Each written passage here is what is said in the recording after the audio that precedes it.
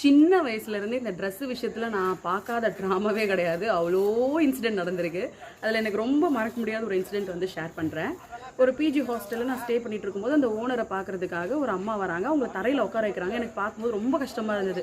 சரி அவங்களுக்கு தண்ணியாவது எடுத்துகிட்டு வந்து தருவோமேன்ட்டு தண்ணி எடுத்துகிட்டு வந்து கொடுத்தா அவங்க வாங்கலை.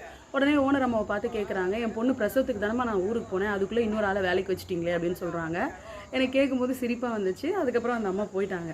அவங்க போனதுக்கப்புறம் இந்த ஓனர் வந்து என்னை பார்த்து சொல்கிறாங்க, நான் தான் சொன்னேன்ல இப்படி ட்ரெஸ் பண்ணணும், அப்படி பண்ணணும், இப்படி இருக்கணும், இந்த மாதிரி லைஃப் ஸ்டைலில் இருக்கணும் அப்படின்னு சொன்னேன்ல, பாத்தியா நீ அப்படி இல்லாதனால உன்னை அவங்க எப்படிலாம் நினைக்கிறாங்க அப்படின்னு சொன்னாங்க.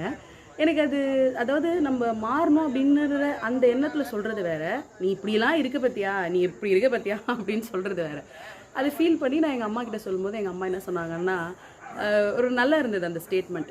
எலி அம்மனமாக போகுது அப்படிங்கிறதுக்காக நம்மளும் அம்மனமாக போக முடியாது. ஐஸ்வர்யா ராய் சில்வர் கவுன் வாங்கியிருக்காங்கன்றதுனால நம்மளும் அதை வாங்க முடியாது.